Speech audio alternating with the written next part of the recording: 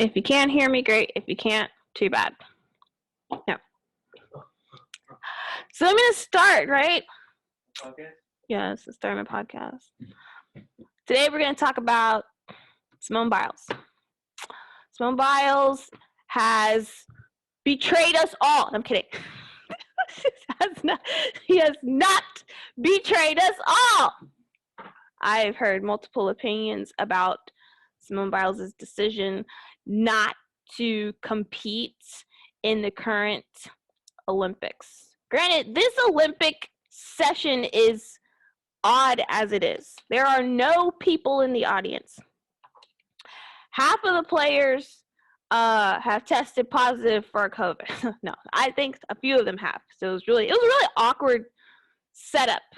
So the Tokyo Olympics are not fun. However, the Olympics must go on. So all these people are there, and I mean all these athletes are there, and these athletes are competing. Like they are hamming it out. Okay. With regards to Miss Biles, my goodness, like it sucked so bad because she really is the GOAT. Like this girl, I haven't seen anything close to what she's done. And I could see that the little bitty mistakes, like people see them as small errors, but for someone of her caliber to make those errors, it's so huge. Like it was either intentional or she really felt off. And I kind of agree with her position. Like, yes, there does seem to be bias when it comes to rating her decision and comparing it to someone like LeBron James, who also just kind of didn't feel like he had his head in the game, and they gave him a lot of heat. Other basketball players, usually if it's a guy that does what she did, they will never live it down. But because because she wasn't feeling it, she says, I don't really want to do this. And then there's like this whole politicization of her decision. Like it's so crazy. It's like literally half and half. And it's always those two sides. The left is saying that she's a hero, everything she did was right, mental illness is a big thing and needs more focus, and she was correct in asserting herself, and she should not have to feel pressured into competing. And the right saying, well, you were here to play, you're in it to win it, this is a crucial year, we're trying to take a stance, you're representing the country and our ability to prove ourselves, in the Tokyo Olympics, and you're flaking out. That's the problem. Well,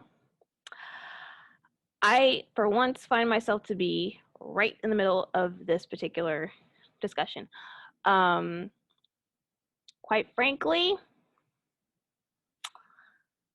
this is one person trying to figure out what's best for her. And if she's making the decision based on herself, that's her prerogative. It might not seem fair. Yes, she is on a team. Yes, she probably should do whatever she can do to support the team. And honestly, if it was anybody else, I would say, get your head in the game, get back in there and play. But for someone of her caliber to make the mistake that she was making, it really did seem like something was wrong. So I don't think that was a horrible decision. I've heard that she decided to cut out after her scoring would really make a difference. So like whatever she did, she accomplished in terms of scores that would support the team. And I guess everything else was kind of like individual scoring, and she would have to play individually, except for, of course, the finals, but she would be playing individually as a representative for US, and all that weight on just her to carry the team, with her being the way that she is, it would put the team at a disadvantage because her head's not in the game. For whatever reason, her head's not in the game. So no, you don't want that to be your pinnacle person after every effort that's been put in, and you have people who do have their heads in the game to carry through. I get that, and I think she's correct that she would be putting the team at a disadvantage if all the weight is on her, and she's not there. Okay. I don't think that congratulating someone on the basis of weakness is ever a good thing. I do think you should be proud that someone's asserting themselves and saying, you know, I need to make a hard decision and it is not popular and people are going to hate me, but I'm going to do it anyways. Yes, I think that should be applauded. And I think that's exactly what she did. She basically told the whole world, I don't care. I'm going to do what I need to do. That's hard. Okay. I don't know many people can do that, but I feel as if her story is going to be used very badly by people who want to take advantage of weakness. They want to take advantage of weakness. They want to take advantage of flaws. They want to take advantage of hurt. And they want to use that to support a victimhood narrative. And that's a problem. You are not a victim because you are struggling with something. You are an overcomer if you overcome it. You are a person who is struggling if you're struggling, but you're not a victim of it unless you choose to be a victim of it. I don't think Simone Biles was choosing to be a victim of mental illness. I think she was choosing to be someone who's struggling with it. And she didn't want that to, it's almost like she didn't make the decision for herself, she made it for the team. People are saying she makes a decision for herself, and that's why she should be applauded. She should be praised. She should be rewarded. She didn't make the decision for herself. She made it for the team. She felt like the time and effort that the other teammates put in is going to be squashed because they're going to rely on her to carry the team, and her head's not in the game. So it wasn't just a solo decision. I don't know. I'm still trying to figure out the logistics of actual scoring. If she really did hurt the team to the degree that some people are saying that she did. I just don't see her as that type of a person.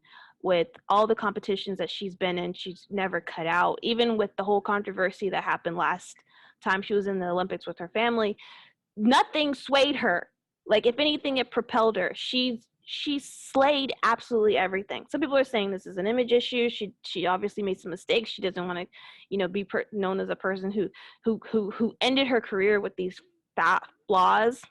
Maybe so. I mean, you kind of can't blame her. If you're someone that just streaked, like just took home absolutely everything, left nothing for anyone, you in your prime, and then now you're back and all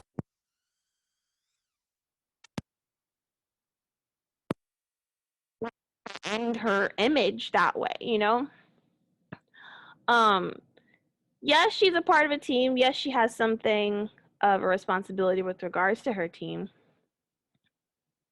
But it's her career too. I mean, it's not the team space that's on all the stereo boxes, with all due respect. But I digress. I feel like her decision was appropriate. That's my opinion.